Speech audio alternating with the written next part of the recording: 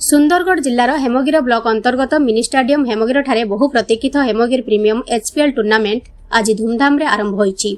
एही अवसर में टूर्नामेंट उद्घाटनी कार्यक्रम आयोजित होइथिला।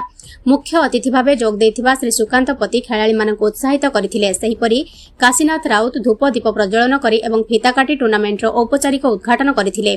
परे बाण फटका फटाई परिवेश को उत्सवमय करा जायथिला।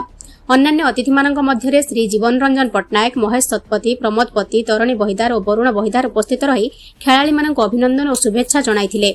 एही टूर्नामेंट अंचलर युवा खेलाड़ी मानक पई निज प्रतिभा प्रदर्शन एक उत्कृष्ट मंच हेबो बोली आशा करा जाउछि। बल्लभ राम को रिपोर्ट, सुंदरगढ़ लाइव।